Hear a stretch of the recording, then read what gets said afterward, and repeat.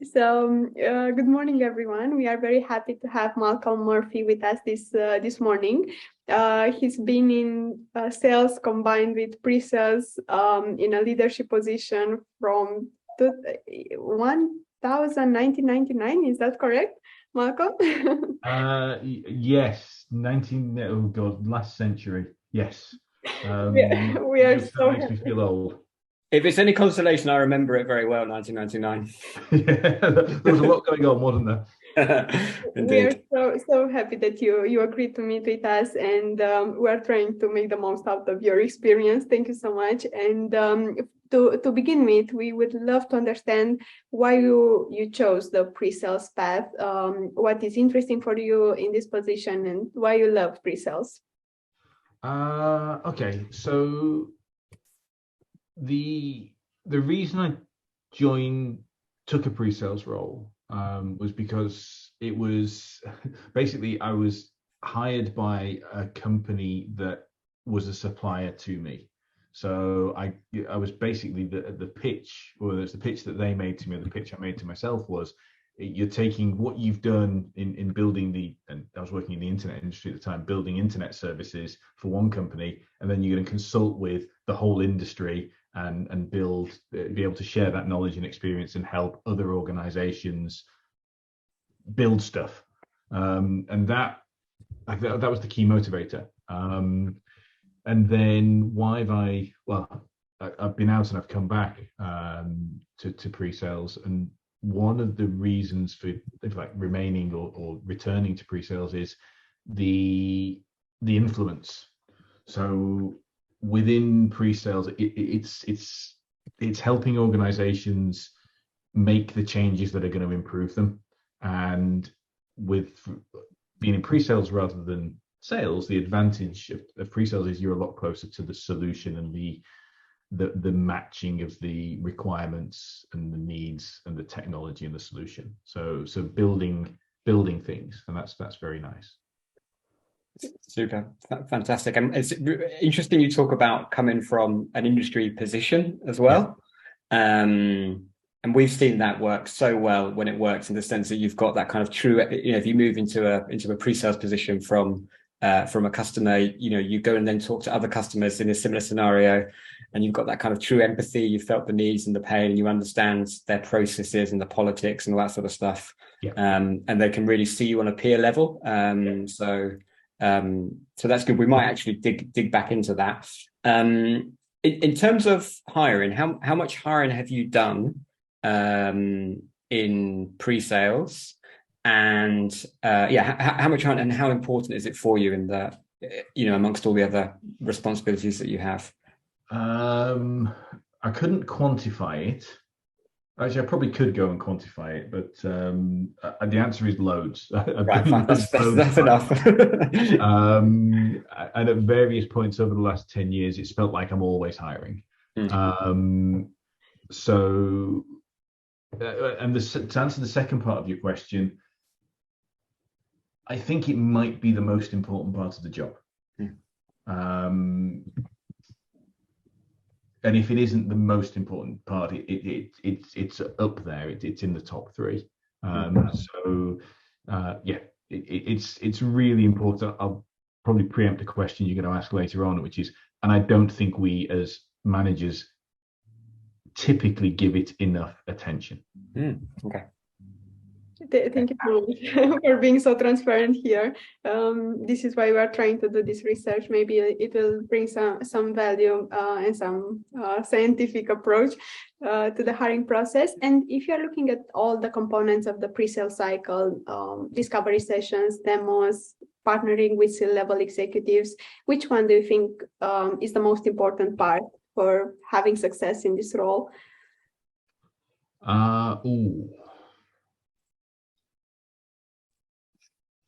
I think the most important thing, I would say, is the ability to understand what the client actually needs and why.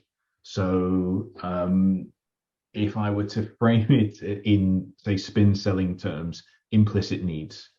The why is the thing that sets apart good sales engineers versus very good and great sales engineers. The ability to say either you need this because this and this, or internally to be able to determine we know why they're doing this, and therefore we know what I'm proposing, and therefore we can articulate value. But if you don't understand the why, it makes it much more difficult to articulate value. Yeah. This makes perfect sense. And if you are thinking about those customers that might think they want something and they might know their why, but at the same time, the best the best SE uncovers some other needs. Yeah, I think there are that's one of probably three things. But I think the more common situation is that you're talking with somebody and their why just isn't on the table. It's not in the conversation. Often that's because the client doesn't know their why, or the person that you're talking to doesn't know their why. I mean, if you imagine a VP starts an initiative that cascades down to a director, and then it engages when the client engages with a vendor, it's go evaluate this technology. That's the frame, but then somewhere along the line it's been lost why you're doing this. And so you would evaluate the technology in terms of features, bells, whistles, whatever, but that something's been lost along the way. So sometimes the client, or either the client organization or the people you're engaged with at the client, don't even know their why. It's different between different stakeholders inside the organization. So Fred might want it for this reason, Barney, his boss, might want it for a different reason again. Well, you know what? If you don't understand Barney's motivations, he signs off on what Fred asks him for. So and so many proposals, deals, opportunities get derailed just for that thing. So there is value actually, and this is a sales thing, not just a pre-sales thing, but there's value in a sales team being able to understand and represent that why back into the customer. And sales engineers are in a really great position to uncover that, because you're asking me feature X. Why does that make a difference to you? Sometimes it's because I've got feature X today and I'd like to have it tomorrow, but you don't know why you're using it or not. And if we talk about, say, digital transformation, which is a very, very hackneyed phrase at the moment, but transformation is part of it. So understanding exactly what you're going to go do and recognizing that tomorrow is going to be different to today from a technology point of view. It's about the processes and what you're trying to achieve. That's what great sales engineers can bring to the party. Yeah, it's so interesting, because it's true. Like on one level, we all have our kind of conscious thoughts and unconscious thoughts, and sometimes we're driven by kind of unconscious needs that we're not even aware of to some extent. But what you've just said there makes total sense, and that you then give a message to somebody else. There's communication within the organization, and so the why gets lost along that. There's kind of like Chinese whispers along that chain as well. And so, natural follow-on question: what experience, abilities, traits allow sales engineers to really excel in understanding that why?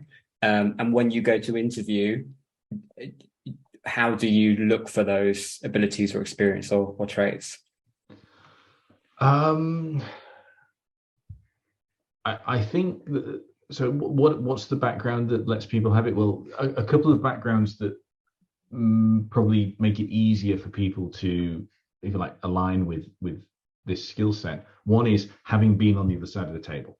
So I still, despite the fact that I moved into sales engineering in 1999, so many years ago, I still lean on things that happened in my career before then, when I saw projects that we wanted to do that we stopped doing. I saw, I've taken proposals from vendors that I thought were going to turn into business that actually didn't, for internal politics inside my organization, or failures on my part, or disconnect between me and another team.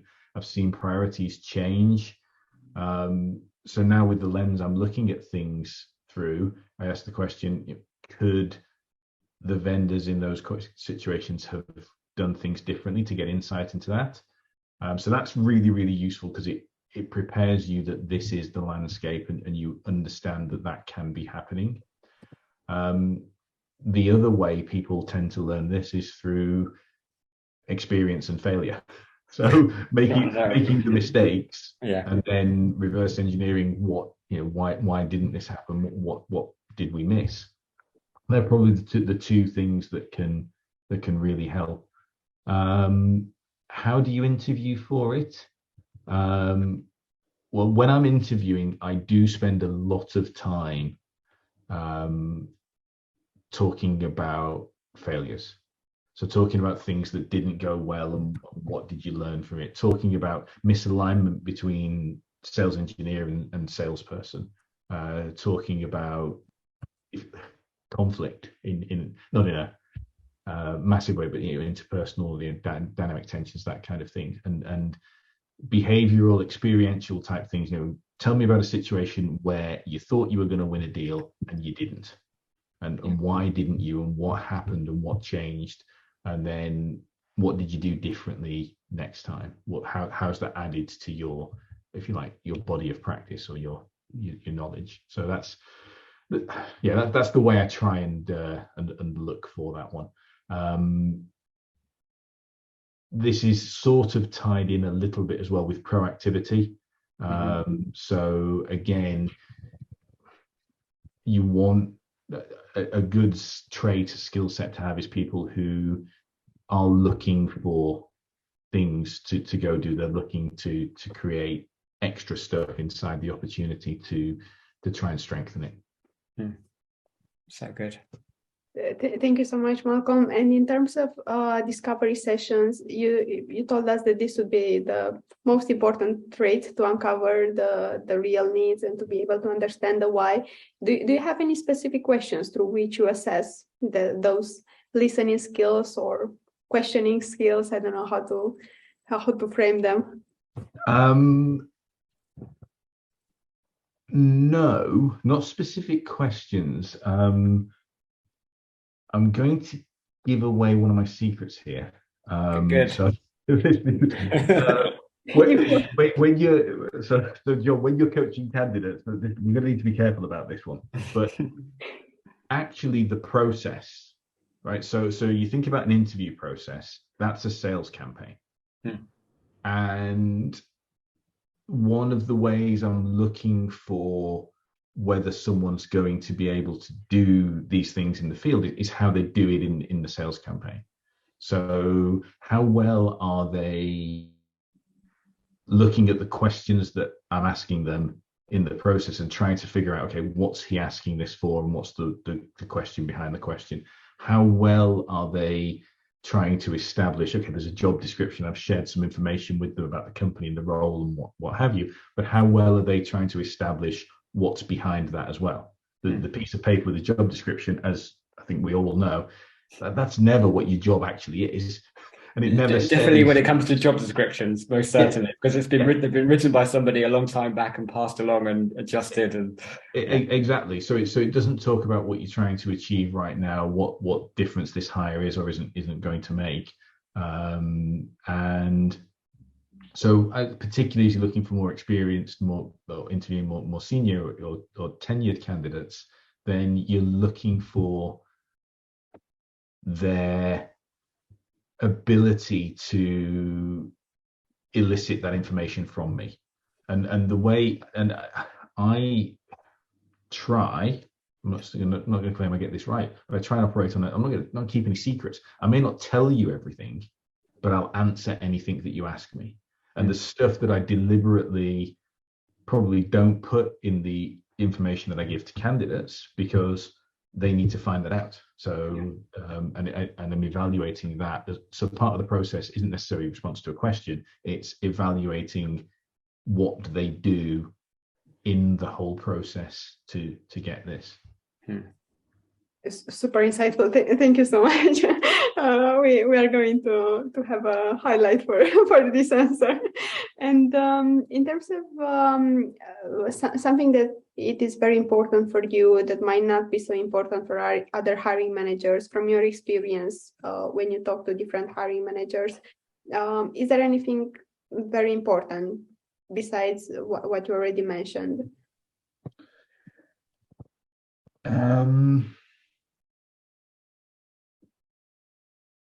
The tell me about yourself question.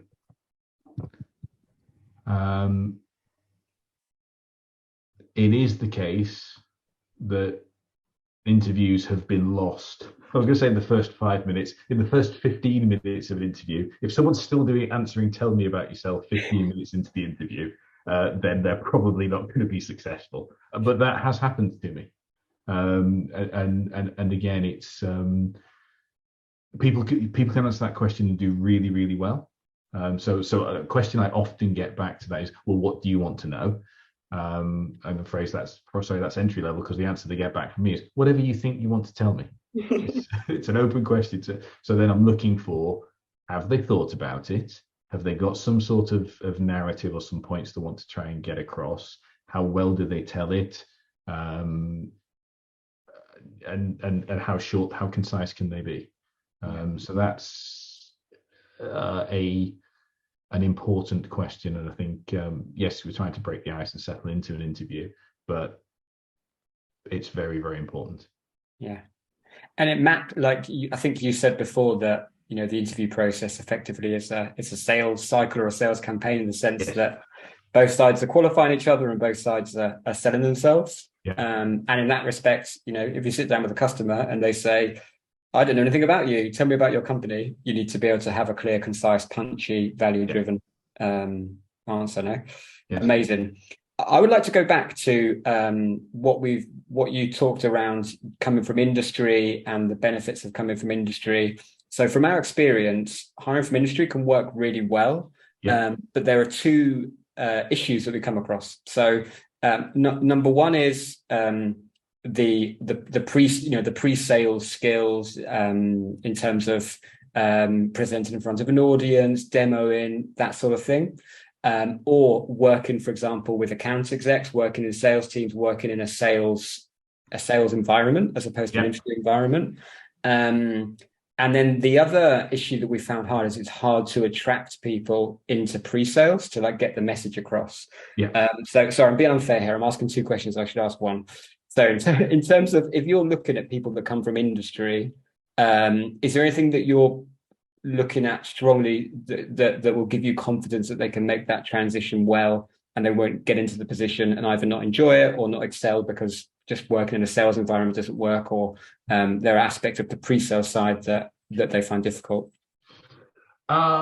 Yes. So a typical question is going to be asking why. So why are you even here? What interests you about this role, this job description? What are your what's driving you to do this? And then try and unpick. And you're looking for the motivators that say, I like dynamic. I want to be working across lots of different clients. I want to be helping people solve problems. You're looking for those motivators because I think they correlate with success. And even if they're not necessarily motivators that work for me, you need to know what they are. So we need to know why you want to make this shift. And if we understand that, then we've got a better chance of success. And then in terms of managing or minimizing risk of failure, it's looking at, do they talk about the technology in terms of what it can do for the business, or do they talk about it in terms of the technology? And there's a certain amount of leeway you have to give to say, well, they're probably doing it for the technology at the moment if they're in a technical role inside an organization. But if they don't have an appreciation and an interest and probably some sort of spark around what it does for the company and what difference it makes to the business, then they're probably not going to be able to articulate value. And they're just going to talk about features and bells and whistles and so on and so forth. So that's the piece. The other thing I do, and I have recently taken someone from industry into their first pre-sales role, and what I spent a lot of time in that interview process was asking them, okay, tell me about how it is when you're trying to buy, how much exposure have you had trying to buy technology and services? What's the process you've gone through as you've gone through a tech refresh or a software upgrade or an application change or whatever? Okay, how could a vendor have behaved differently? What didn't you like in that process? And what would you do differently? And then if they've got creative ideas around that, that's strongly correlated with success there. Someone who can go, I was on the other side of the table and I hated that experience and I'm never going to subject one of my customers to that. Someone who can articulate that is in a very strong position at being successful. That's so good. And it makes sense. It all rhymes with all the bar enablement, kind of conversation going on at the moment and so on. And, some people, I think, have that natural curiosity and they're looking at processes and just for the sake of doing the analysis themselves. And then in the conversation later on that shows, and other people just kind of go through it and maybe they don't have that natural level of curiosity. Okay. And then to double down a bit more on this. So if you were talking to other hiring managers and they wanted to hire more out of industry, are there any other red flags or green flags that you look for in terms of when people come from industry or can think of?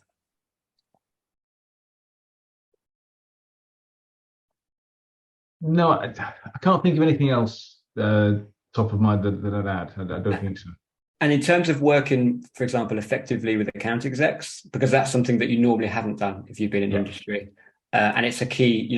With the survey that we've done, I think it was top for a while, and now it's second, but it's rated as one of the most important abilities. How do you get a feel for someone's ability, to work with a pushy sales exec? So there's questions that what I want from a sales engineer is that they have the confidence and ability to play their role in the selling team. What that isn't is to be subordinate to a seller. And there's a certain attitude in certain parts of the industry that there's a primary secondary type part of the relationship. Needs to be peer to peer. I think the seller is the quarterback, right? The seller is ultimately accountable for the number, and that gives them the lead on it. They coordinate, they quarterback the whole thing. But I want a sales engineer who contributes. I want someone who's going to put their hand up and say, why are we doing this? Or say, no, that's the wrong thing to do, and here's why, and is able to articulate that. But then ultimately, they need to be able to say, okay, it's your decision, I disagree, but I'll commit. Disagree and commit. So that's what good looks like. And so you can interview for those things without reference to sales. So tell me about conflict with a team member. Tell me about a time your manager asked you to do something that you didn't agree with. Tell me about a time you went out on a limb and got it wrong. Tell me about a risk that you took in your job. All of those things can showcase the behaviors I'm looking for. They don't necessarily need to have been in the context of working with a salesperson. As long as this doesn't go public, tell me about working with someone you didn't like. One of the challenges is a certain set of salespeople have a certain set of behavioral characteristics that we work in sales and we get used to. If you're coming from industry into sales, you may not be used to that quite so much. That's potentially quite grating. So you may have to work with people who exhibit these behaviors that you don't like. So how are you going to do? How have you dealt with that in the past? That's actually a good predictor for how you're going to deal with it in the future. Yeah. So they're the kinds of things that I try and do. There's no magic bullet for this, but they're the kinds of questions. Fantastic. Thank you so much, Malcolm. And it seems like you have so many questions that that can somehow uncover the abilities that you are looking for. And if we are thinking about intuition or that gut feeling, does it play a role, or you usually try to be very methodic and to see the very, very interesting question. So I have a rule that I don't always follow, but it's a very, very good predictor for me. And the rule is, if it's not a yes, then it's a no. So that's where a lot of this intuition comes in, which is, yeah, they answered all the questions, but there's something, and I'm not able to. There's something that's stopping me saying yes. It's like they're okay. Yeah, it's a maybe. So the intuition comes in there a little bit. What I have learned over the years as well is sometimes there is stuff that you can't put your finger on. And if you've got that nagging voice that says there's something here, listen to it. And that might be, I need another interview. I need another call with you because there's this, and this, and I want to explore this a little bit more. Or it might be something that you pick up in reference calls. I've got a specific example there. This was interviewing a salesperson, but the principle applies. We were interviewing a salesperson. The CV was good, and the interview that we'd had was good. And I knew someone who they actually quoted in I think in the interview that they name dropped someone. I thought, I know that person. So I spoke to them, and there was something that in the interview myself and the sales director couldn't put our finger on. So I went and spoke to my my acquaintance, and he made a throwaway comment, which was, of course, during the time that I worked with this salesperson, he never really sold us anything. He account managed us, but he never really sold us anything. And I went back and spoke to my sales director and said, he said this, and it was like, we both had this aha moment here. That was what was missing. That was what we didn't get out of the interview, was these specific examples of driving business. So we had another interview, which we focused specifically around that, and it turned out that intuition was exactly the right thing. We couldn't put our finger on it. We had to do a bit of drilling, but it was exactly the right. And the role we were hiring for was a hunting role, and this person was much more comfortable in farming. And it was a good enough interview, and we'd have put the wrong person in the wrong role. They'd have hated the role, and they wouldn't have been successful. And so intuition is very, very important. And there have been occasions, more than I'd like to admit, where I've ignored that voice in my head, and 9 times out of 10, that comes back to haunt me. Thank you so much for being so transparent with us. Thank you. This is really good. And I worked with another hiring manager who had the expression, if there's doubt, there's no doubt. And that's kind of stayed with me. It makes sense. I'm really keen, because you have this kind of background in sales, I'm really keen to focus a little bit on the sales side of things. Yeah. So of all of the abilities and so on that come up, there's lots around creative communication, curiosity, and so on and so forth. In terms of communicating with the customer, or engaging well, creating trust, or inspiring, but things like persuasiveness or influencing, so that kind of a bit more driving, a bit more the sales acumen side hasn't really come up, which has surprised us. So do you think that there's a reason for that actually, so what's your view basically on influencing and persuasiveness for sales engineers? I think that if you think let's again take a step back and think about what the buyer's trying to do.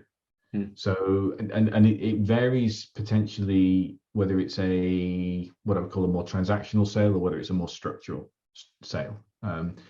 If it's a structural, it's a complex sale, it's big ticket value, then what you're actually doing, you're selling technology and you get paid for the amount of technology that you sell, but what you're actually doing is helping the organization do something different. And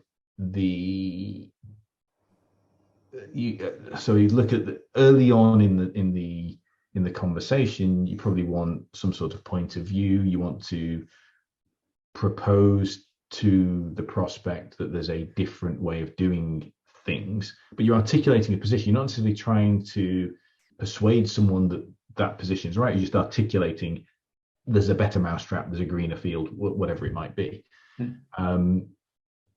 If that then, so I'm just trying to capture your attention. So if that attention then turns into interest, then turns into desire, then it comes back to, I now need to understand a whole lot more about what you want to do and why. Why did this point of view capture your attention? Why did you show interest? How does this fit into? And there must be something that you already had. There's already, you've got your strategic objectives, you've got your goals from your manager, you know where the company's going in 3 to 5 years' time. So it plugs into something that already exists. So I don't necessarily think that I need to influence you to do something at this point. I need to find out why that is. And if I can make that connection, then I can articulate whether or not what I can bring helps you meet the goal.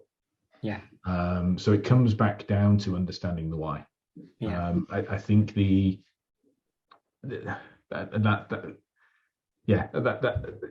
that's where I think the value is. I think there's a temptation to overestimate, and perhaps this is more again in complex sales type environments. There's a tendency to overestimate how much we can influence in the sense of make you change what you want to do versus align with the big picture. So what we view as influencing in the middle part of that is really aligning with the end goal and then drawing the path. But that's determined by my ability to understand and be on the same page with you about the end goal. And if I'm talking to the right person inside an organization, that's what they care about. They don't care about the path. There are people below them who care about the path. There are people below them who have very strong opinions about, does it need to be a straight road or does it need to be curvy, is it paved or whatever it might be. But the people who are concerned about the outcomes don't care about the path, they care about the destination. So it goes back to what you said at the very beginning in terms of truly understanding the why and then being able to communicate around that. Everything comes from that. The better I understand what you're trying to achieve and why that's important to you and your organization, the much better chance I've got of being able to say, here's how I can help you, or equally valuably. And we're talking about influence, it presupposes that everyone's a potential customer and I should be trying to change everybody's mind so they want to buy what I'm selling. Well, no, sometimes you're not the right fit or it's not the right time. So it's just as valuable to be able to know that and move on, or put you in a nurture cycle or say, look, there's alignment here, but not for the next 18 months. So let's keep in touch. Let's add value a different way. But you don't need to do what my technology does today. That's not the right priority for you right now. Super. Makes total sense. Thank you. And one last question, Malcolm. You've done so much hiring in the past, and if you're looking at group dynamics and if you're looking at your team, what is your perspective on personality diversity? Like, do you think it is important to have different views, or not so so good? Yeah, it is. It's really difficult. But it's really important, and I can mainly point to areas where I haven't got this right. I value enormously having people from different perspectives, and diversity of thought is powerful. Obviously, that's quite often correlated with diversity of background or whatever, but having people who can come in with that different perspective, and different behavioral styles as well, and just shake things up. It's very, very powerful. I very much don't need a team of people who look and think like me, because that would just get very tedious. I need people who are going to bring different things and challenge me in different ways. There's a couple of problems when you've got a well-established, potentially high-functioning team. Then you bring in someone, excuse me, with that diversity, then that can create that can be destructive. And I've had that in the past. I've brought a team member in who had diversity of skills and behaviors that I valued, and it turns out the team didn't, and ultimately that was more dominant. The team's lack of value for it outweighed the amount I valued it, and that didn't work out. And in a sales engineering environment, then you've got the extra complexity that you also have to work very closely with the sales team. So you need to bring something in that can work with the sales engineering team, but can also work with the sales team, and bringing in diversity of approach. It can be very, very difficult. It requires a lot, I think, of husbandry from a manager or a leader to bed in when you're doing things differently, particularly bringing in something that maybe hasn't existed in the team before.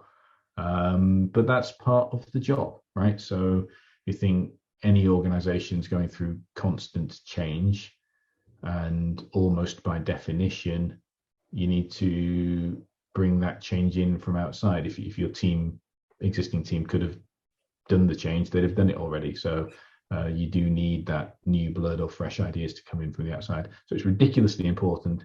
It's ridiculously difficult to do. And I don't think for 1 second I've got that right yet. Really, I really like the way you frame that, and I really appreciate your kind of openness as well, because I think that for the reasons you mentioned, it is so important. And also, when you then go on to hire, if your team then will speak with further people in the future, then you've got that kind of diversity of backgrounds and personalities and so on that enables different people to see different things. It kind of gives your overall team more of a viewpoint, which is different perspectives. And if everyone's the same, then you're all kind of looking for the same things. Well, and if I can, so I experienced that when I first took a sales engineer role, because I was the only person with my background. But a lot of my peers had almost joined the company I was at as graduate sales engineers, and they'd been, if like, inside the bubble. And I came in. I remember I had to have a chat with the person who was my sales engineer when I was a customer, and he said, "Oh, we do this." I said, "Yeah, I'm not doing that." He said, "Why not?" So it's a complete waste of time. And he said, "How do you mean?" I said, "Well, look, you remember that big meeting?" He said, "Yeah, I was bored senseless." and that's, but then there's this received wisdom inside the organization that this is what you're told to do, and it comes down from on high. And I was a lot younger and a lot stroppier than I am now, and I just wasn't playing the games. Like, this has no value. I'm going to do it this way. But that's very, feathers were ruffled throughout that, and I was very conscious that the way I was approaching things was not the way it was done. And we're British, so we like the way things are done. There's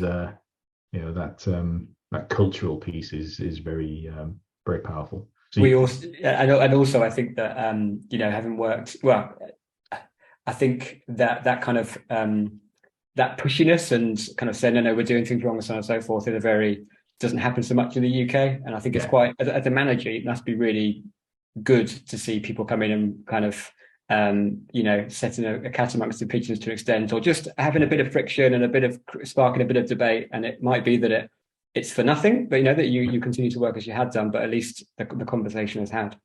Yeah, as a manager, I love, as long as there's boundaries on this, but I do love having to have a conversation that says one of your team members has caused a bit of a problem, and as long as it's constructive and coming from the right place, then I don't mind sweeping up after those.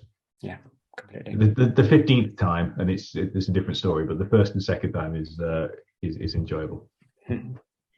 Thank you so much, Malcolm. I believe it takes so much courage to also share the challenges and maybe the bad consequences, not just the victories. So thank you so much for sharing everything with us. That's no problem at all, because if I understand correctly, you're going to make this whole thing better with this information. So sharing the challenges is it helps you fix my problem. So that's the idea. Thanks so much, Malcolm. You've been just really thoughtful, really open, and there's been tons of topics that we've touched that have been new in this conversation. So really, really appreciate it. Oh no, you're welcome. Okay, thanks, John. Thanks, Isabella.